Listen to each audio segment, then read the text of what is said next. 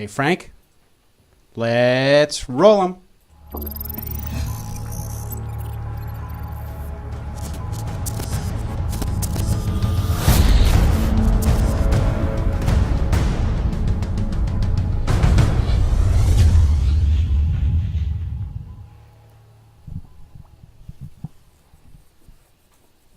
Hi, everybody. Welcome to our 1-year anniversary show. It is a bit late, but better late than never. Unfortunately, our anniversary show was snowed out, and therefore we couldn't do it. We have a lot of stuff that is going to happen today that doesn't usually happen. We have on the first guest that we've ever had on Anatomy of an Entrepreneur. Unfortunately, Lori Kay cannot be here. She is traveling on business out west. We miss her. We have a stand-in for her. Mike Innamorato will be handling all the chat, all the comments coming in. He is certainly not as attractive as Lori Kay, but I was desperate, and that's all I could get. So let's take care of a little housekeeping first. First of all, My Instant Office is the sponsor of Anatomy of an Entrepreneur. If you need a place to work, you need a cubicle, some kind of a desk, an office, a conference room by the day, the week, or the month. Come on in, sit down, and get to work. You know what we say? You don't know what we say, do you, Mike? We say, just add yourself. See, now Lori Kay would have known that. You did not do your homework, Mike Innamorato. And this show is sponsored by the Huntington Chamber of Commerce. Huntington Chamber of Commerce. Ladies, did you know the Huntington Chamber of Commerce is the largest chamber of commerce on Long Island? We did. Oh, you just ruined my fun. Oh, I'm sorry. No. No, that's okay. It's fine. And here's one other thing. I wanted to say something about the chamber, and I went to Courtney Bino one day. She's the associate director of the chamber, and I said, Courtney, what would you like me to say about the Chamber of Commerce? And she said, say this, Cliff. It's the best darn chamber in the world. That's all I got out of her. Anyway, I'm really, really happy you guys are here. I want to find out about not only still a little bit about the journey you had, but where you've gone in the year since we've seen you. We're going to do some fun stuff. This is our 32nd episode. Wow. Yeah, I can't believe it. And I also can't believe that it's a whole year. What have you guys been up to? Give me a nutshell. What have you been up to? How's work been? Work's been great. Busy? Constantly. We have busy lives, so work is busy even when it's not busy. You have about, as far as I can see, probably like 3 or 4 lives each. Lives. Yeah. Right? You've got your work life, your home life. You've got the stuff that you give back to the community life. Mm-hmm. And then dealing with kids is a whole other life. Yep. How do you juggle all that? We were just talking about this earlier about how usually people do a TV show or a show, and after they go out to dinner and celebrate, and we're going to run home and try to get the dishes done and homework, and then read night stories, because you just do it. You prioritize and you just keep to a schedule and you get it done. But here's the thing: it's like, how are you effective at all of them? How can you be effective at all of them? That's really hard.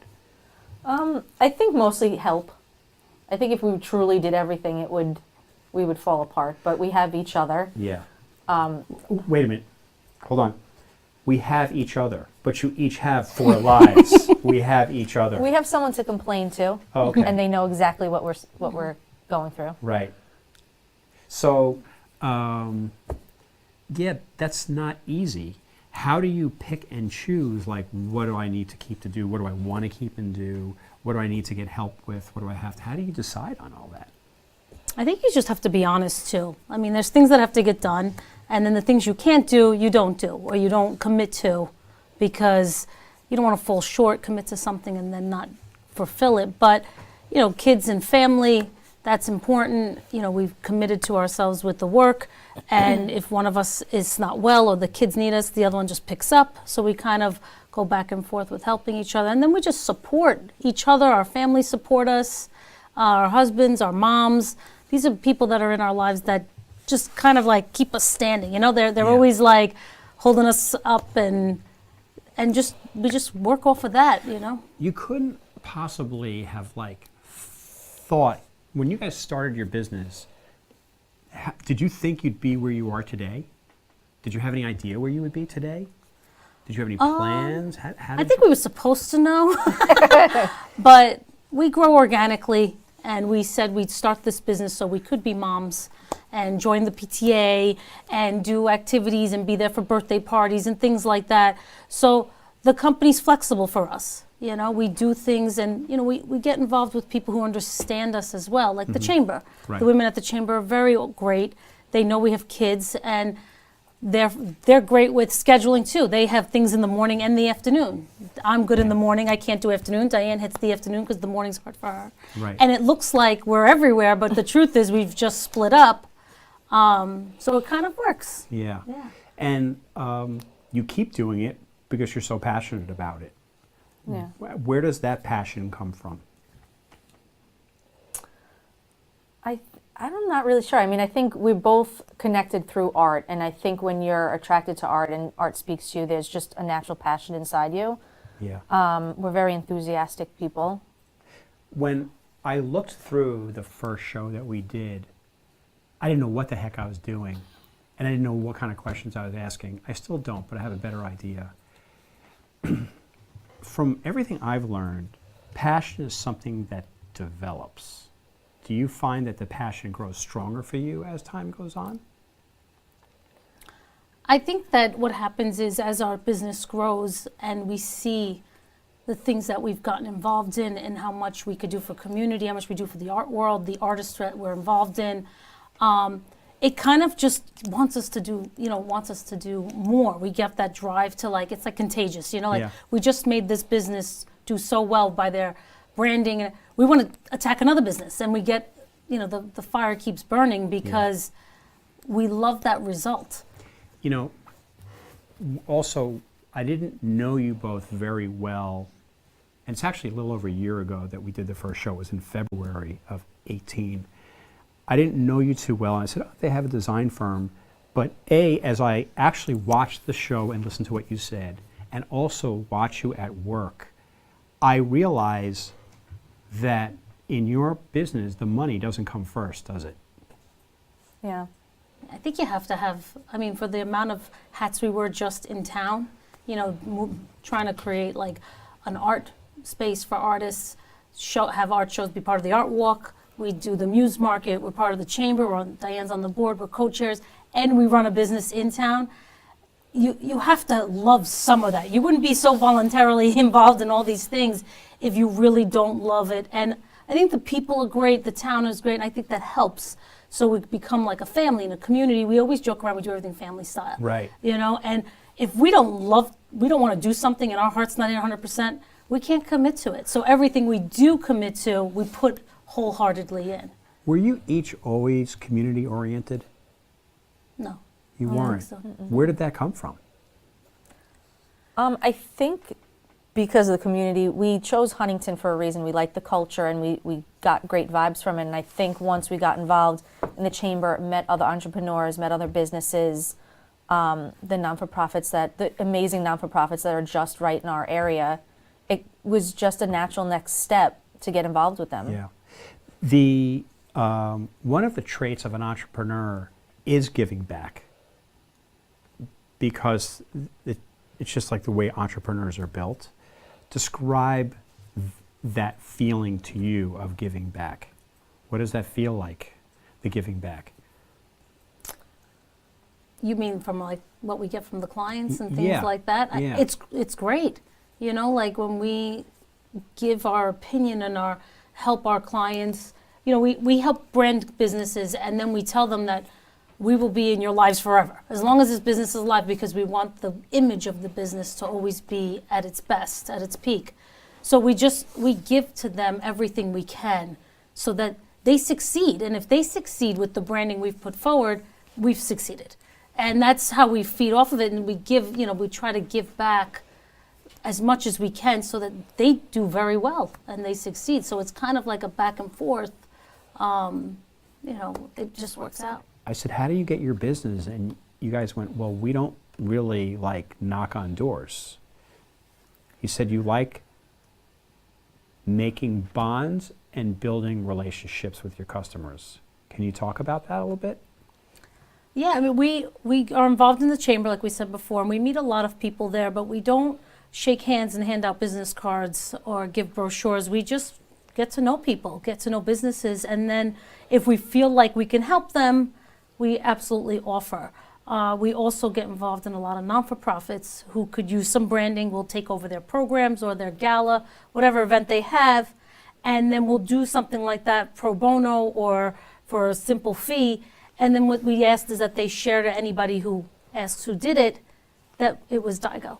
Because it's just the best way to do good and, Sure. put yourself out there in the way we're strong. That's our strong suit, is to brand an event or a business. So why not do that for somebody and then let them highlight that to somebody else? So we just organically grow. And that's what you help companies do, is with their branding. Mm-hmm. Can you talk about branding? Well, branding is a big part of communicating. So your brand for any business has to communicate to its target market. And if you know who you're selling to, it's easier to brand. We do our research when we pick up a new client, whether it be, a non-for-profit or a law firm or beauty products. We have to design for their market, for the person who's going to buy the product or for the person they want to sell it to. That just comes with our education and what we've learned. But it's important to know all aspects of the business and who is going to buy the product, who the product's for. Because you can't design, a car wash banner or, logo with the same feel you would design homemade bars of soap. It's a different client, and that's there's a lot of statistics, research, and things like that can go behind it. But when you learn who your client is, we communicate to them with the images we create for your branding. So is that the first thing that you do, is learn who the client is? Yep. Yeah. You do? Yeah. We sit down, we take time with them, we ask them tons of questions just to get to know them, kind of get a feel for why they started the business, what really makes them different. Because in addition to who they're selling to, people need to know what makes them special and why hire them over somebody else. And we really draw it out of them just by having a conversation, getting to really know who they are. And I think one of the things that really does separate Maria and I is we are both fine artists to start. So we really understand how to communicate, what looks good, what colors, balance, composition. Like, these are important things to make the image talk to somebody. So the combination of really understanding who they are, understanding who their client is, and then having that fine art background so you could correctly communicate those two factors, it's a win-win-win. So you have specific tastes and designs, right, for yourself. Mm-hmm.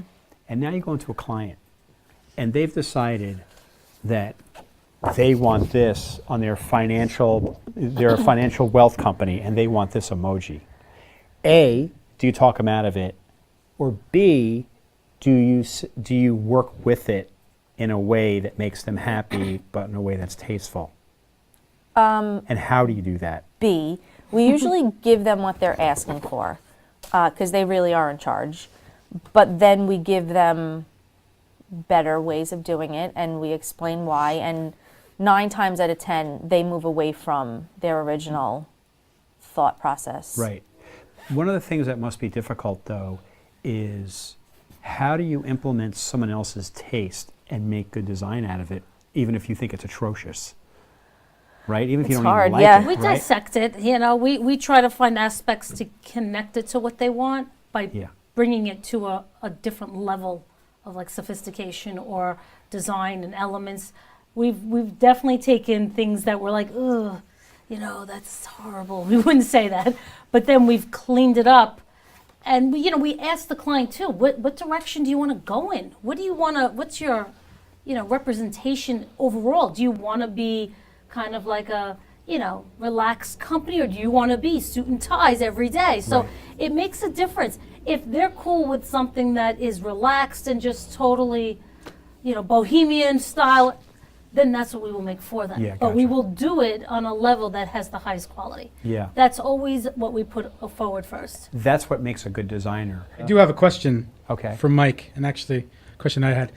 The name of your company, how'd you come up with that? Did you brand You give it a lot of thought as well to that? We were looking for something unique up the logo, because we are Frank. a company that creates unique branding. Right. Right. So we have a third partner named Agogo, and so we took apart Diane's name, so Di, and then he's GHO Go is part of his name, so it's Digo. Okay. So I have a question about the logo. Tell us about the actual logo itself, the Okay. design of that logo. And, The and, logo and took- I'd like you to go through like the process Yeah, of how you got there. I have a question to that to elaborate on that because I'm going through that same thing with my company in terms of a logo, and I just don't give it a lot of weight in terms of spending money on the logo because my friend did it for me for free back 10 years ago, and it looks great. And Amazon, when you look at Amazon's logo, it's not too impressive, just a little Amazon. But how much thought should a company or an owner, I'm a small business owner as well, give it, to their logo? I mean, I'm not sure.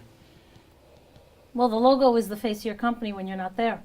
So it has to speak to the client you're trying to sell or win. And as much as you invest in it is as much as you'll get back. That's the truth. So if you love your free logo from your friend, awesome. Put it everywhere because it's the only way that people are going to remember you. But if you don't love it and you know that it's free and you feel like it's not up to par, you probably are going to hesitate to take out your business card or your brochure because you have that hanging over your head. And it doesn't mean you have to spend a lot of money. It just means you have to love what you have. So if you have a And make sure it's working. yes, and then make sure it works and speaks to your clients. How do you know that? Do you have a lot of clients? I do, Do people understand what you do when you give them a marketing piece? yeah, most of my business is done really through word of mouth. Like I've been in the business for 20 years. I own a recruitment firm, so most of people that I deal with know what I do. But I am looking to, branch off of that and kind of. So and kind of figure things ask a out. couple people or strangers, like put a little survey out and see if people get what the logo is without you explaining it. If it connects to what your service is, what your business does. That's important. It actually took us an extremely, extremely long time to come up with that logo. How long is a long time? Months, probably even longer. We were back in college. We weren't building a real business when we created that logo or name. That logo goes back to college? Oh, yeah. Yes, that logo is 19 years old. Wow. Yeah. And so we had a lot of different ideas going back and forth, and that one just happened to be a free-flowing design that I was drawing. It's actually, if you look on its side, it is a D and a G so for Diane and Go. Yeah.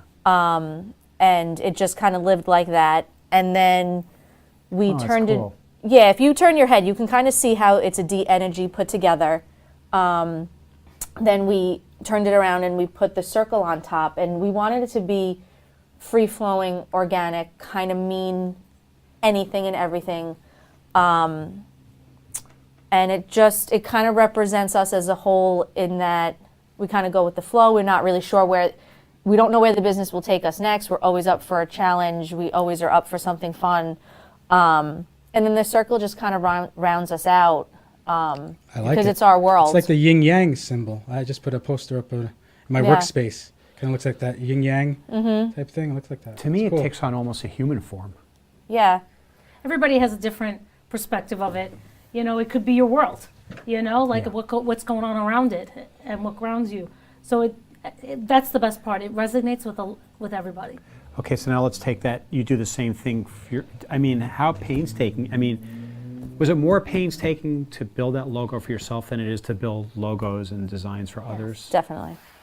I have the same problem. I'm always, building. When I owned my company, I was always building training and education for others, but I could never figure out how to do it for myself. As a matter of fact, for this show, we are building courseware on entrepreneurialism, and we're working with Bloomsburg State University. Totally because I can't do it by myself. Yeah. I just can't do it. And it's difficult to do that for yourself. Yeah, it's much easier when you have a little direction. There's not as much pressure. To build a logo for a logo company, that it has to be good. Yeah. And you really only know when it's good when it really just you stop and it just feels right. So eventually we just stopped. We knew it was right, and Yeah. it goes wherever we go. it means whatever at the moment we're promoting, because it's just kind of true to who we are. Yeah, we always used to say our projects were never finished; they just were abandoned. Yeah. Because you could keep making changes. Yeah. You could keep changing that logo for the next 19 years Yeah. and still not be finished. So, can you give us an example of maybe a story you went through with one of your clients about how you got to, how you got to a logo and then built their brand? Sure. What should we talk about? Does he have Sandra stuff? I don't think he has anything. Oh. What do we have? I don't think I have anything. We have a few comments here. No questions yet. Okay. Courtney's watching, and What did Courtney say? Hi, Courtney. You have a third me, hey, and some emojis, clapping emojis. How do you persevere through like struggles? How do you get through how do you get through things? How do you, without because you guys you're not quitters, No. right? You've been around a long time. How do you get through that? How do you persevere through those difficult times? What do you do? Well, we do have a business coach that helps us with things. We did go to art school. We didn't go to business school. So someone had to fill in those gaps. And he helps us figure out how to break it down, attack the problem piece by piece, make it better. I mean, we've always preached from day one customer service. We never let our clients leave unhappy, or, we always make good by our word, whether it's something that doesn't resonate with them. We're big on that. But if we have a conflict or something, we talk it out. We lean on each other, because we are our best supporters. I think it's kind of similar to like marriage, where when I'm really down, she like immediately is like, I know how to solve this. Or if something happened to a client of hers, Right. and we just immediately we pick up the role that needs to be picked up. Is that because you're so in tune with each other?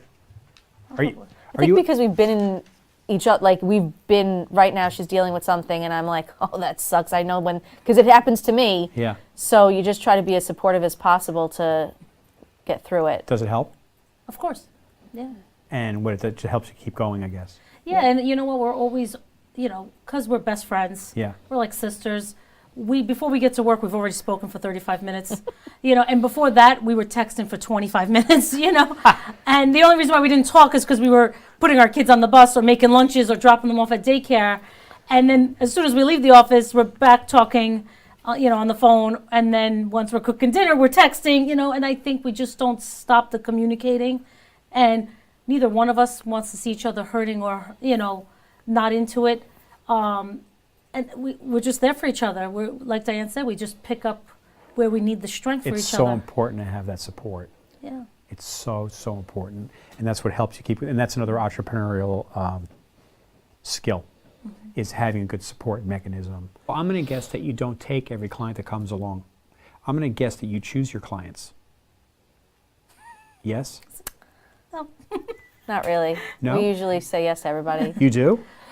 Everybody? Pretty much. I mean, if there's something that right now we're in the talks with somebody. And they're all that understanding? Well, we're honest with them. That's what resonates with a lot of people. That happens up front. Yes, we're always. And you know what? I think they value that we are now part of their team. We literally are like, we are now part of your team, whether you want it or, like, if you're going to hire us, we are the people you come to. You could ask us for advice. You could have us sit in on a board. Whatever you're looking for to help support your brand and your company, we're there for you. Right. And that's the truth. If someone's like, oh, my printer is trying to do shirts, and send us the proof. We'll take care of it. We'll figure it out and make it work, and you could sleep tonight and not worry about it. And that's a big part of what we do, is become part of their business team. Right. So that they know, like, oh, I know if I need my logo, I could just call Diane. She'll send it to whoever has to have it in 2 seconds. Right. A lot of clients will be like, do you still have that file? And are completely amazed when in a couple of seconds we have it to them. But to us, it's like, well, who doesn't keep all their files? But people don't. Right. And I'm going to guess then you keep clients a very long time. Yeah, do. we have clients from the very beginning. You do. Yeah. That's really cool. We're lucky. We have a lot that always come back. And we're doing something right. That's what we Yeah. joke around. Like, we did something right, because they keep coming back. And, the biggest compliment is a woman we had a client who does paintings, wanted greeting cards for a show. Can you do it? And when we handed her the card, she's like, I can't believe you got it done. We're like, what do you mean? You asked us to do it. She's like, but people don't get it done. Yeah. And, that was so silly to us, but we were like, you asked us to do it. Of course we would do it for you. That we would do it, we're part of your team. We want you to do well. And she had that with her, I think, and she did very well with her cards. Came back and was like, I'm ready to order a whole bunch more and do new designs. So they connect with us. And I think that they're passionate about the passion we have for them. Right. Which is where we started. It was all about the passion. Mike's been trying to wave at We you. haven't tried Oh, I'm maybe- sorry, We Mike. have another question. You from have Mike. at it, Mike. From Mike. You could have just If Cliff. it was Lori, he would have saw you faster. No, Yeah. if it was Lori, she'd Sobel, shut up. I got a question. Here's a question. Most challenging design project. What made it so? That's from Mike. I want to elaborate on that question if I could.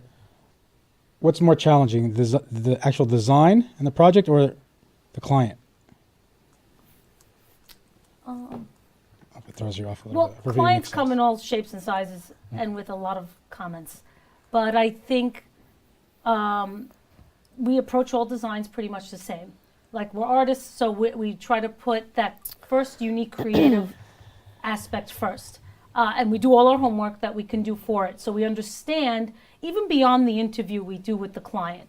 And sometimes when we have a client that is not opened and doesn't want to learn, it hurts the situation because we need their feedback. They're the one holding they're the one holding the logo, wearing it or putting it in their pocket. So it's important. So I don't think we've ever had like a client that's like horrible. It's just a matter of or a challenge. It's just the way we'll approach it, and eventually they come around. Yeah, the client's definitely more difficult than the actual designing. I think we kind of can nail that. It's just managing the personality of the person and understanding their individuality and how to get that on paper. But once we get them, it's kind of easy on us. And I'm trying to think of the most challenging design. The most I don't know. I think it's the ones that the clients we don't get a lot from. Yeah. Because then we can't. Because the logos become personal. When people start businesses, it's them. It's their business. It's their baby, and it's their passion that we have to represent through that logo. So it depends. If someone's not opening up to us, it's hard to connect it with them. It could be any logo then. It doesn't matter. We want it to be your logo. So what happens when you're with a client and they're like, you can't get them to open up, and then you keep on giving them design after design, and you're not hitting the mark, but you can't hit the mark because you can't get, Yeah. what do you do? We just keep going we until try to something hits. Well, we usually ask them to come back. Come back, let's sit again. Let's discuss what you don't like. Let's discuss the ones you like, maybe, because a lot of people that are doing businesses are not visuals like we are, So they're like, well, I really like this one, but you made it blue and not yellow. Well, we could make it yellow. They don't realize. So we have to sit with them and let them point out the things they don't like. And then we eventually actually come to something where it's on the table. It just needs a couple of tweaks. Right. And we're there. And that helps with even opening them up, getting them warm and fuzzy with us kind of, because we need the truth. We need honesty from them too. Because if they're saying, I want something big and bold, and really they want something soft and intimate, we're not going to hit the nail by what they say, you know? So once we find out what they don't like, eventually comes down to the things they're really looking for, whether they say it or not. You know what I liked about, I'm actually working with you on a project now, small project. It's like a postcard-sized brochure, I guess, right? Mm-hmm. And I've worked with the design firms where they said, we're going to give you 3 different designs. First of all, you gave me 4. Not only did you give me 4, but all 4 were completely different. Whereas I've worked with other design firms that it was like, I got a leap off of the first design, a leap off of the second design, and basically I got maybe 2 designs with some modifications. But you gave me 4 completely separate designs, which for me was great because I could go, oh, well, I like this, but I don't like this, but I like that. And it allowed me the ability to like mix and match and put it together. Yeah, you become part of it, which is a big deal. It's becoming personal now. Yeah. Did And I add to that Yeah. input? That was those things that you were showing? Yeah. Yeah, they're great designs. I like the red one. That was my Yeah. favorite. I should have put them up here. Yeah. I get so busy, like I don't remember to put stuff up, and It's right out there. Want me to go grab them for you? They're PDFs, Oh. unless you could What download happened them. to the printouts? I have them printed on my. Oh, I only have one on the desk.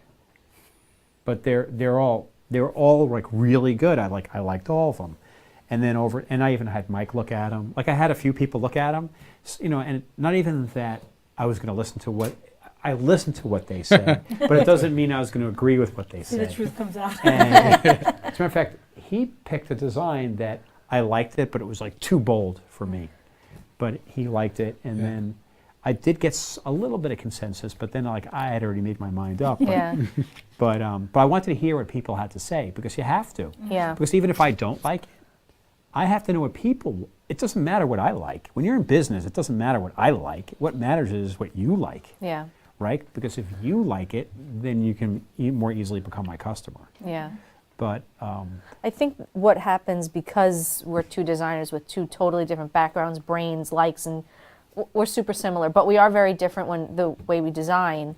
So it's just naturally, I did designs, she did designs, and even someone who works for us did designs.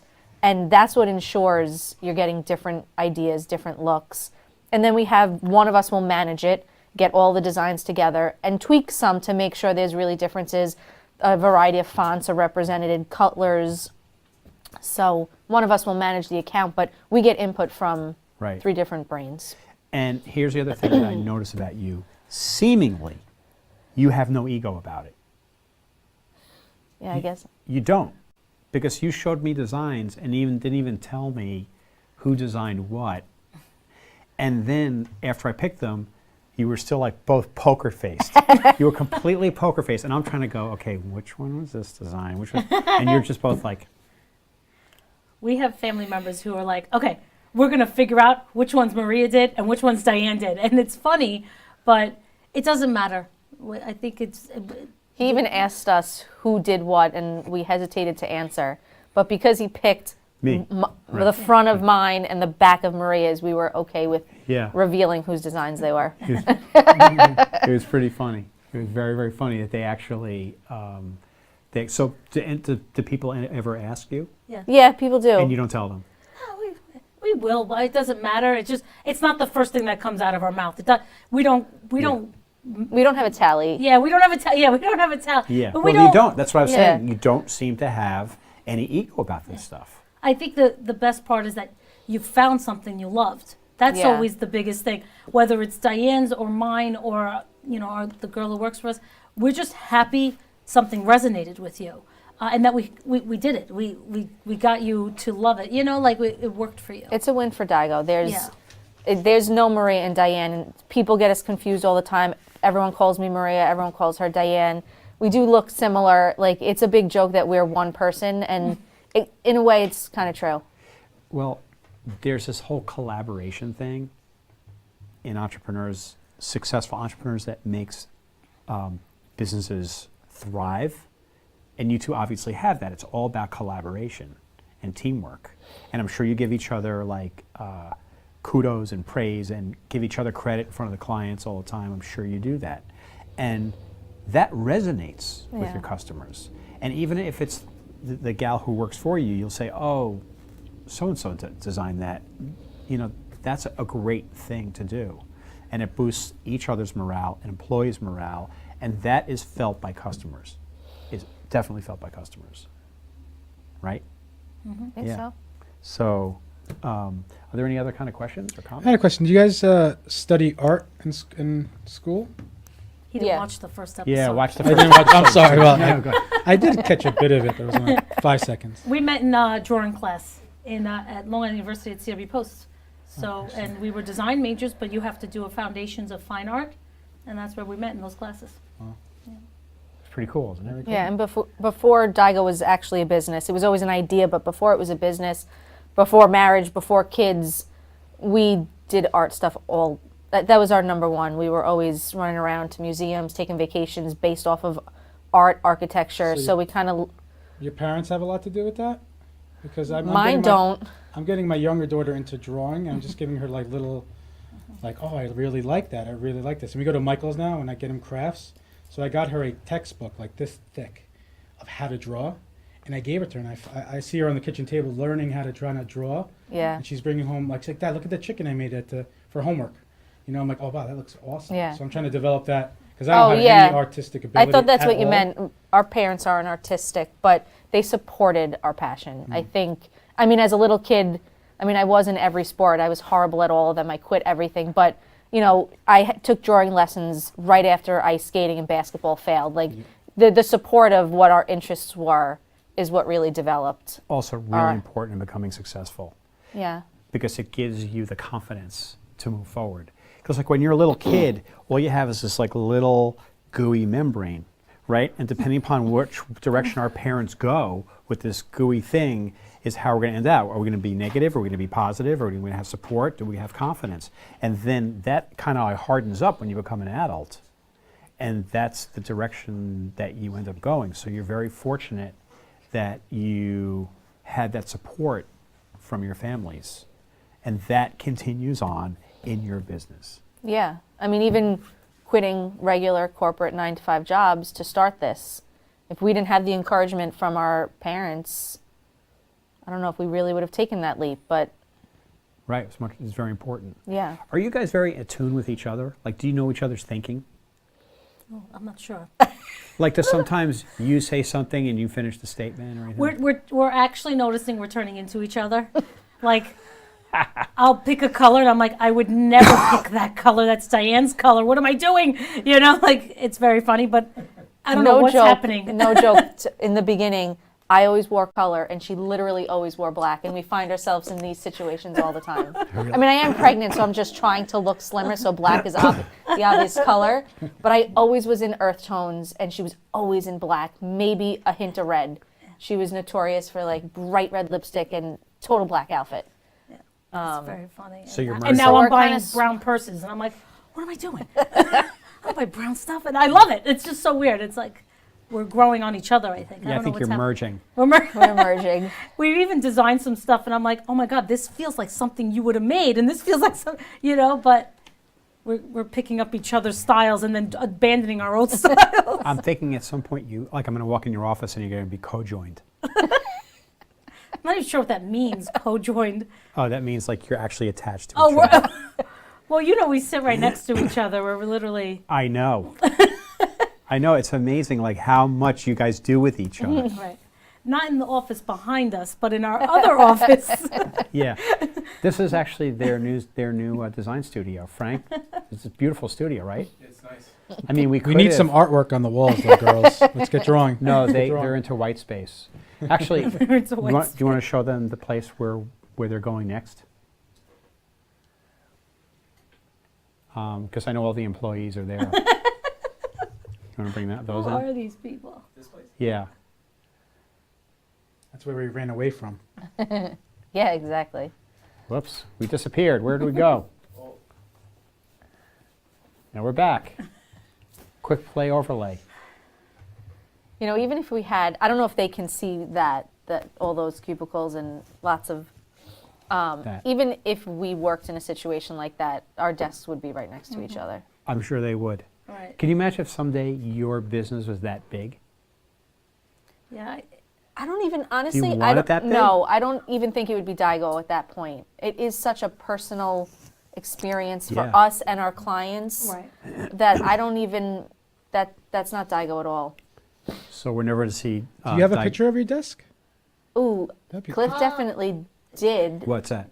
a picture We of our actually don't desk. even I have do, a I desk. have a whole We- bunch of we work pictures at of a your desk. large, long table, Oh, okay. and we both sit at the Yeah. I table. know you were talking that it was possible one of our actual office was going to be one of the backgrounds. Actually, there is one.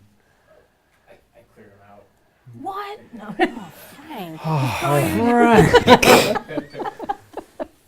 Frank. I shouldn't have asked that question. Carl. It's my fault. Oh my God. But yeah, our we don't even have like a split. We're at a table, so it's just one big desk that we kind of share. Some common stuff in the middle, our snacks in the middle. Family Yes. style, all the time. Family style. Yeah, they're. I'm telling you, one day they're going to be co-joined. It's going to be. I'm going to walk in. It's going to be like this, and they're going to be on like some talk show. First, did you find it, Frank? You didn't find it? I'll find it right Don't worry about it. He's not looking. He's like, yeah, I'm gonna He's on find it. Facebook.